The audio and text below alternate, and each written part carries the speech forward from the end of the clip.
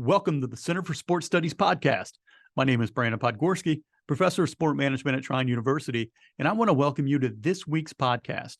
On today's podcast, I am joined by Associate Director of Compliance with Notre Dame Athletics, Jeff Parry. In his role, Jeff is responsible for overseeing financial aid and benefits for Notre Dame student athletes. In this episode, he discusses how he works within the NCAA rules to provide student athletes with the best experience at Notre Dame. He also discusses working with coaches in a highly competitive environment, his game day responsibilities as a compliance director, and gives students advice for breaking into sports. I hope you enjoy the show. So joining us today is Jeff Parry. He is the Associate Director of Compliance at the University of Notre Dame, just down the road from us here at Trine. Jeff, welcome to the show. Thanks very much. Happy to be here. Well, I'm excited to have you here. My 4-year-old son, who's obsessed with Notre Dame, thinks Dad is really cool that I have you on the show this morning. So I appreciate that. But I really want to talk about you and what you're doing at Notre Dame. So the way I like to start this off is tell me about your background and what led you to South Bend. Yeah, so I guess I'll go back to my undergrad. I always had the goal of getting into sports. And so I thought I was going to be a sports journalist. And so I started kind of going down that path. And then I discovered that kind of how you have to write as a journalist was kind of boring. So I pivoted and changed my degree to advertising. And that was kind of a more, creative way of writing. And that was enjoyable, but I didn't know how I was going to get into sports. And so I thought, well, there's got to be a different, path. I don't want to do that as a career. And so I thought, well, a good spot to hop into a company or a team would be as an attorney. So I said, okay, I'll go to law school, right? So I did that. And my entire, goal was, to go there and then to, hop in as like a general counsel, down the road of like, the Dolphins or whoever. And so that was kind of all I was all about was, okay, it's got to be, pro sports, and that's all that counts, right? Yeah. And then I got there and I started talking to some people who were in the college area, and they said, well, you might, chew on the idea of going into compliance. It's kind of a natural, route. You get a JD and then you kind of go down, that. And I was like, oh no, that sounds kind of boring, blah blah blah. But I thought I would give it a shot, right, just to test it out, and I enjoyed it. I got a chance to be a compliance intern my first summer of law school, and I enjoyed it. And I thought if I enjoy it as that type of a spot, then I would enjoy it as a paid job. And so then I totally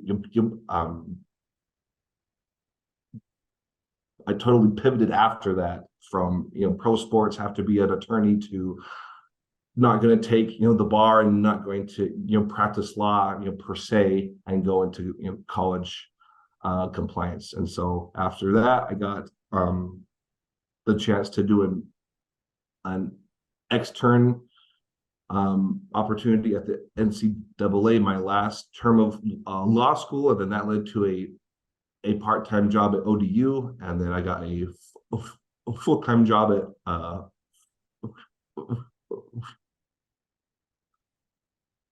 Furman, hardly F's, and then I was able to get the job here recently at Notre Dame. So that's kind of the path, kind of a windy journey, but good, that's how it turned out. Well, I love that, because we hear this from students all the time. They come into undergrad and I think, this is what I'm going to do and this is where I'm go. And then, like you said, they pivot and find something that they're just as passionate about. They may not even have known was available to them. So what is compliance? Because I think when a lot of people think about it in college, it's like, okay, we just follow the rules. But it's so, I mean, there's just like so many different avenues in compliance. Like I know you're working with a couple different things in compliance at Mhm, Notre Dame, whether it be mhm. rules or financial aid or anything else. So what's that look Yeah, like at that kind of D1 level? yeah. Um, so at the D1, typically there's like small offices and big offices, right? So our office here, there's 7 people, and so Wow.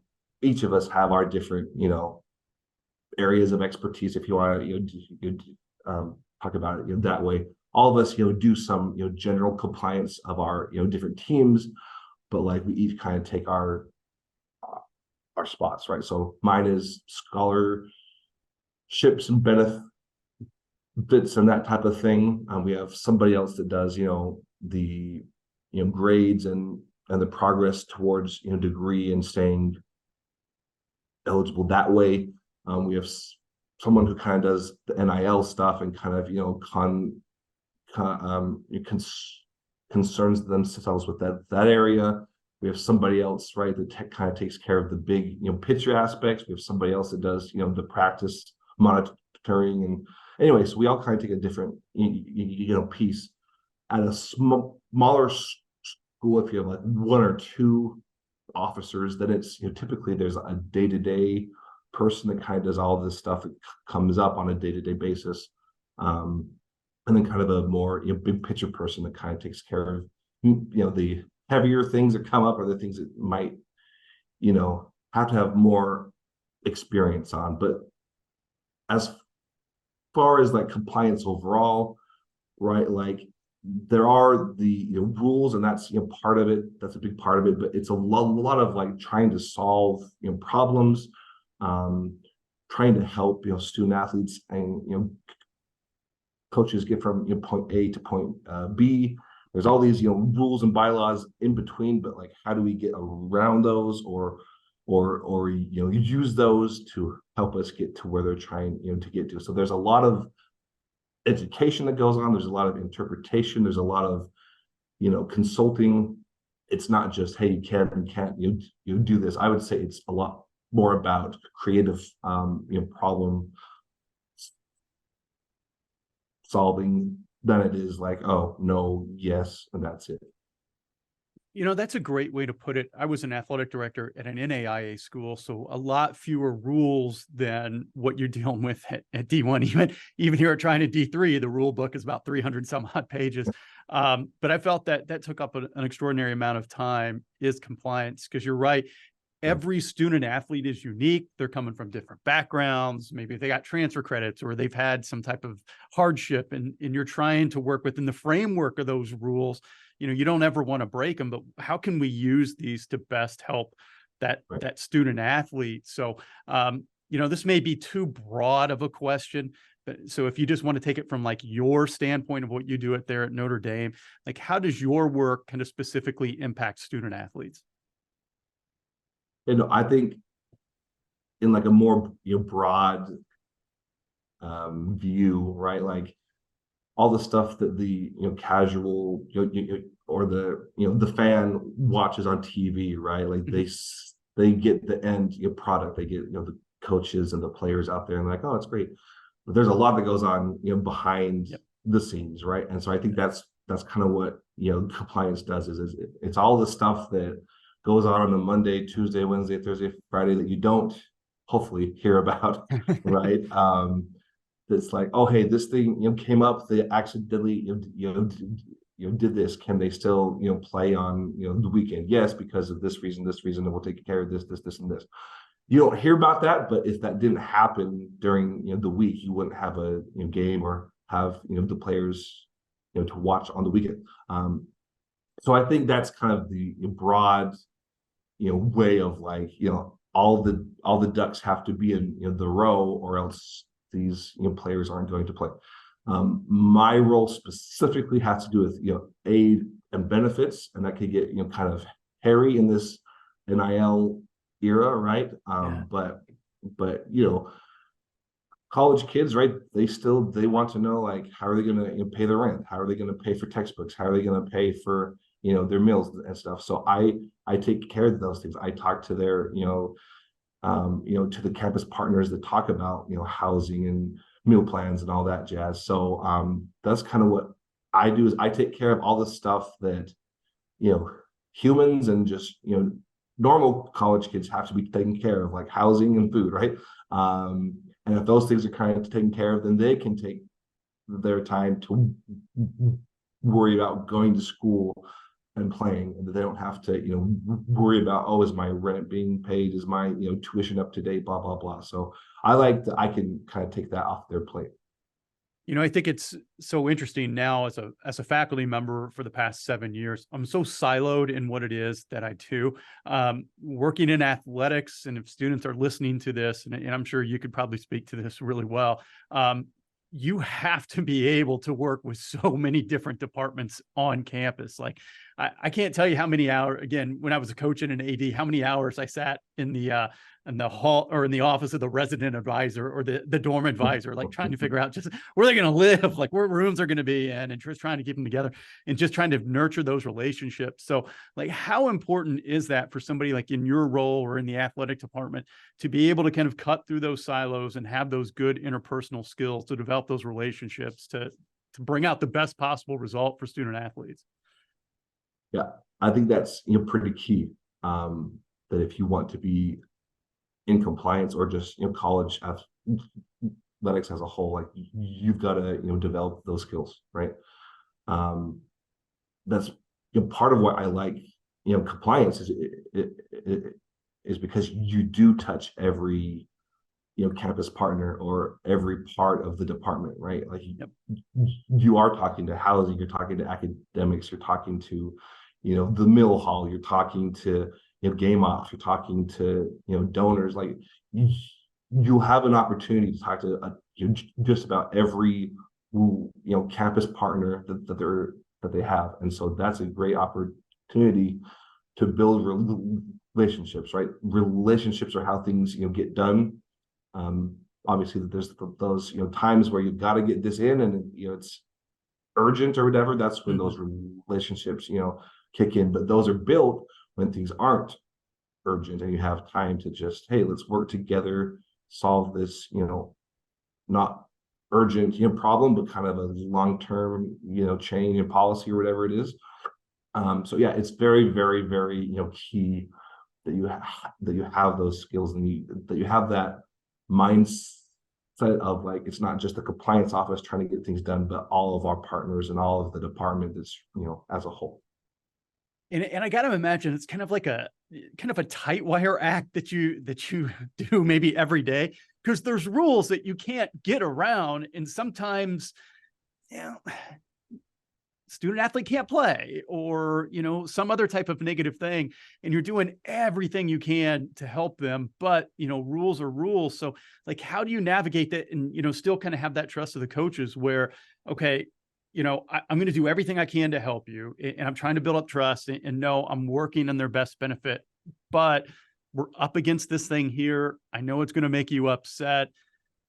How do we come to the best conclusion possible? Is there a way to kind of maybe develop those relationships where the coaches might not be happy, but they understand, like, okay, you're doing what you can in the best interest of the student? Sure. Yeah.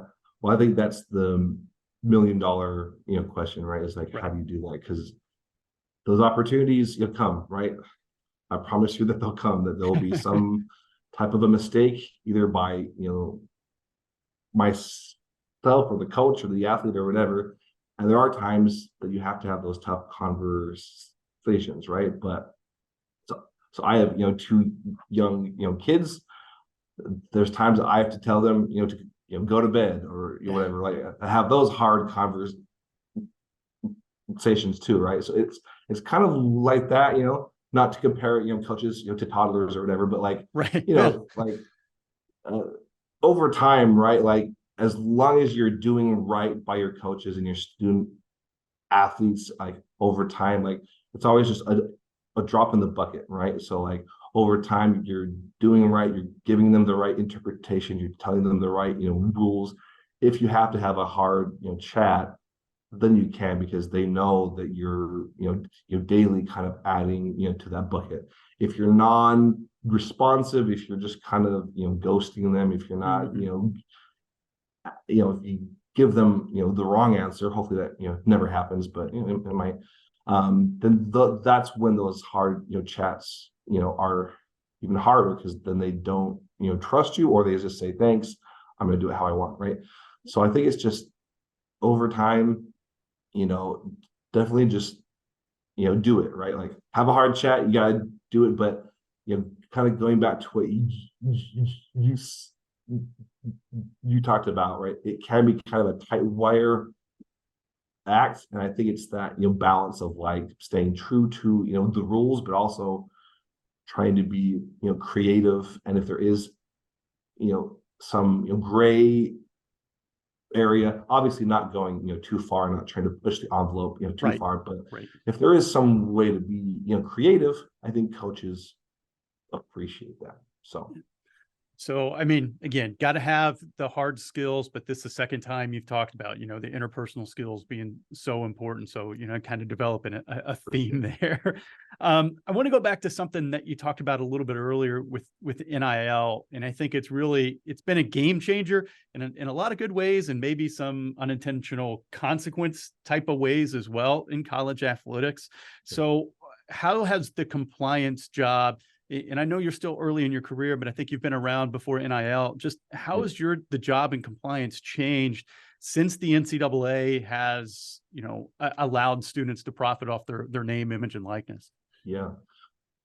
From what I've witnessed, it kind of makes today's compliance officer have a little bit more of an adaptability skill set, right?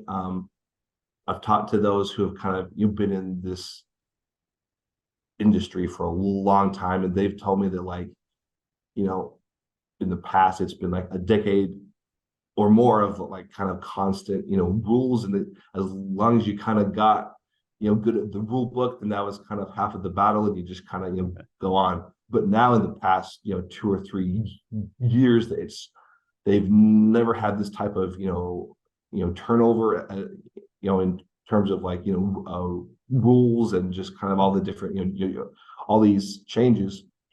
And so I think that speaks to, like, you've got to have that flexibility, you've got to have some adaptability, you've got to be able to kind of give answers when you don't know necessarily, like, that there's a, decade long of, precedent to say, oh, here's what this school did in this situation. Like, when all this came down and it just kind of started, there were, basic guidelines from the NCAA, but they were just very, very, basic. Yep. And so it was kind of like, well, we can't say like this school did this in 1982 and this school did this in 2000 and, whatever. It was like, here's the guidelines, here's kind of the, the values that we have as a school, here's kind of the, principles that we have as a compliance office. How do we get you, the best answer with not all of, the, guidelines that we hope, right? So I definitely think that, today you've got to be a little bit more adaptive and kind of, proactive, rather than just, hey, I'll, get the book and kind of, go over it, have it down, and then, skate. So that's what I would say.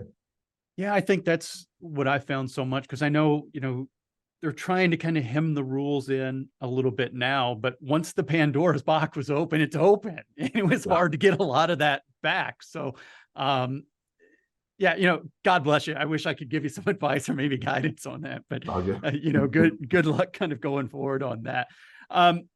So, compliance is, again, it's kind of a specialized area. And there's some areas that have a lot more kind of maybe touch points on game days with things, with athletes. From your position there in compliance, do you have game day responsibilities, or you have like oversight of a team? How does that work at a place like Notre Dame? Yeah, so mostly, the game day stuff is kind of taken care of with, ticketing and, game ops and all that jazz. Yep. The one role that we do have is with football games, we always have some, compliance officers there to help with just, prospects, coming in, just kind of making sure that they're not, talking to, who they can't or whatever, right? If there's like a, it's Notre Dame is a high, profile school, and we play other high profile schools, and so there's times that there might be like a, booster or a celebrity that, is down on, the sideline, and so there's different, rules about, talking, to those type of folks. So that's probably the gist of it, and then just trying to like help out, ticketing if they have any, last day up type of questions. But other than that, it's usually just, go to games and like, if things pop up, or if we notice stuff, yeah, that's fine. But if not, then just kind of, have a good, have a good game day. Kind of wild job duty responsibility would be like, okay, keep celebrities from the players. Now I'm oversimplifying it, but it's just kind of, yeah, kind of a cool thing there.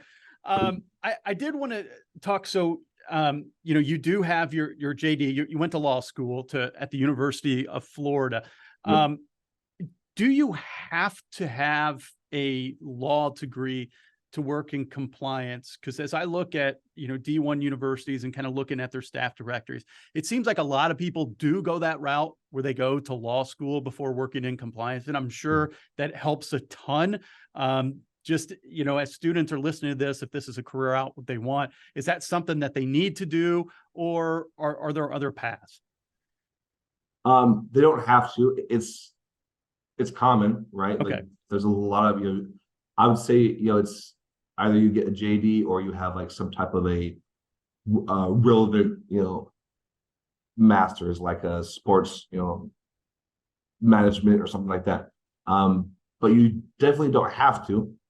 I would say it's helpful though, right? Like it will open doors that you normally, couldn't, get to, or you couldn't get to as quickly, right? So like in my current job, when I was here on the on-campus interview, they told me that I was not the most experienced candidate, but the fact that I had a JD gave them confidence that I could, kind of hop in and just kind of, do what I had to do, and and then obviously they give me the job. So that's what can happen, is if you don't have all the experience that they want, they might take a chance on you because you have a JD or because you have a master's, right?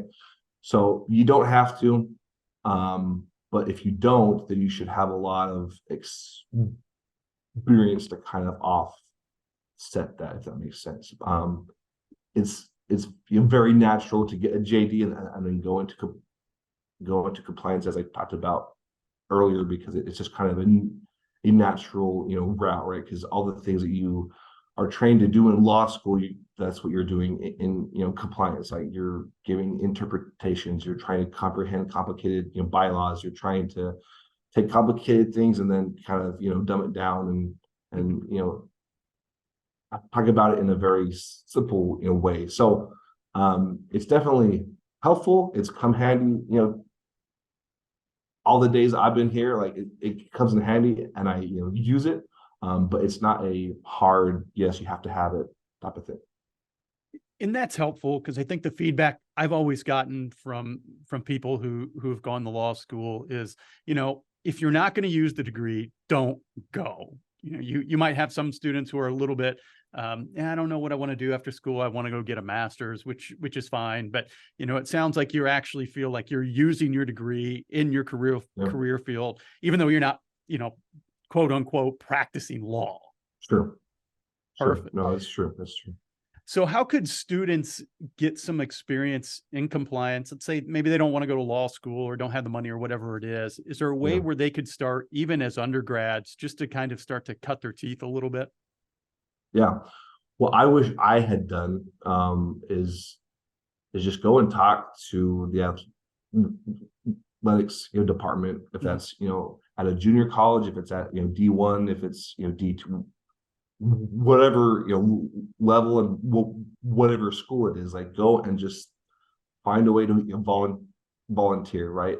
And even if that's like 2 hours a week, that's still like you're getting 2 hours a week, because the name of the game is experience, right? That goes for kind of all of college sports, but specifically in compliance, they don't care about your GPA or whatever. It's all about, do you have relevant experience? So I would say, like, go and get an internship if you can, during the year, and definitely during the summer, volunteer, like just kind of pound down all the doors and get some type of volunteer experience. And if you just can't find anything, then you might have to create your own. You can have a blog or a podcast or whatever, and like talk about the rule changes, or talk to those who are in the jobs that you want to be in, right? Like, I think as long as you can drum up some way of getting actual experience that you can put onto a resume, that's that's the key. And then by the time that you graduate, you've got 1, 2, 3, 4 years or whatever of like saying, hey, I did this job during the spring, I did this during fall, I've volunteered here, I get the vocabulary, I know the jargon, I understand actually what you do, and I can add some value. I'm so glad we got somebody at your level who said a couple things that you said. One, volunteering, and I tell my students that all the time. That counts as experience, and that might be the only experience you can get as an undergrad. And then two, creating your own thing, whether it be a blog or podcast or whatever. And that's another thing I tell them. Like, when I went to college back in the late 90s, early 2000s, we didn't have stuff like this. Like, it was hard to build a portfolio without having an in somewhere. But they've got all these free resources where all of a sudden now I'm a subject matter expert, or at least you can position yourself like that. Sure. So I think that's great advice. Another thing I wanted to ask you, just kind of along that line as we wrap things up. I came across you on LinkedIn, and I see you're really active, and you do a fantastic job of putting things out there for students with, hey, here's an opportunity here, an opportunity here. So anybody who follows you can see like all these things coming up in sport. How important is it for people who want to work in sport to be on LinkedIn, to be active, and maybe any tips that have worked for you? Yeah. I would say to be on there, right? That's where the people are who are gonna hire you. That might be different for a different industry, right? But for ours, it's LinkedIn is where those jobs are going to be posted. That's where the hiring managers are going to be kind of looking. So I think that's a great spot to be on. If they don't have a profile, then get one, and I can obviously help them on tips, or there's others on there that can as well. But I think it's very key to be out there, because when you hand in or apply to a job, they're gonna look at your resume, and then they're gonna go to your LinkedIn and check it's that they that they match, and if there's anything else on there that would be helpful. So I think that's a great great tool. I try to just post relevant content, right? So over the course of the last, I don't know, half decade, I had to kind of self-teach myself on like how to do networking, or write a better cover letter or whatever, how to be more prepared for job interviews, those type of things. Just kind of I had to do, because I didn't know how to do those things, and so it was a lot of trial and error. But I kind of discovered how to do those, and then I thought, well, I have all this knowledge, and I've done it, I've applied it, so I should start to share that. And not everyone has to post content every day, but as long as you're active on there and that you're, trying to add some value in the comments, or just connecting with those who want to, I think that's more important than saying, oh, you've got to have like all this content on there and have a brand, blah blah blah. That could come in time, and if that's what you want to do, that's great. But at the very least, get on there and be active and start to make those connections, because how you get into this industry is through experience. That's hard word. And connections, right? So you've got to you've got to build those up at the same time, and if you do, then you'll have opportunities come. Okay, so for any of my students listening, it's not just me saying this, right? It's from somebody who's in the field, networking experience. It's important. And then you've had some great stories about interviews as well. Any interviewing advice that you would give? Because I'm sorry, I glossed over one thing. You did say, when you send in your resume, people are going to be looking at your social media. So it's important that it's complete, it's right, it matches with what your resume says. So I didn't want to gloss over that. But once you get that interview, any tips you would give as someone who I'm sure has probably sat through a lot of interview committees? I would say it's really key to be genuine, right? So it's not an act, it's not a script. It's just about, can you convey, can you articulate like your story and your narrative, right? I think a lot of, people, they probably overcomplicate it, right? But when I have a job, coming up, I just, I do that over and over and over again. I just, I rep like what is my experience, and then how do I tell the story of how that is going to tie, to this, job. And you just gotta do that over and over and over again until it's just like that, and you can just tell it to whoever at the drop of a hat. And if you know your story, and if you know how you add, value that well, then once you get into an interview and they ask a question that you didn't think they were going to ask, that's okay, because you know your story, you know your narrative, you know what value that you add because of this, this type of experience that you have, or this skill set that you've developed. So I would say to be very, very good at that, of like understanding who you are, what your story is, and then how to connect that with relevant examples of your past experience to how that's going to translate to this new job. The other thing I would also say is probably just going back to that genuine aspect, right? Just be who you are. It's okay that you're just graduated. It's okay that you've changed from being a this other job for 20 years or whatever. Like, that's okay. Just own it and be genuine, and I think that's half the battle. I love it. It's great advice. And this is Jeff Parry, Associate Director of Compliance and the authority on networking and job interviews. So you can look him up there on LinkedIn. Jeff, thank you for your time, and thanks so much for joining us. Absolutely. I had fun. Thanks so much. Thank you for listening to our podcast.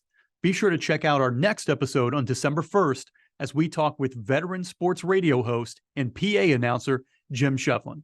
As always, we'd like to say a special thank you to producer Josh Hornbacher for his work behind the scenes. This is the Center for Sports Studies podcast, broadcasting from the Trine Broadcasting Network.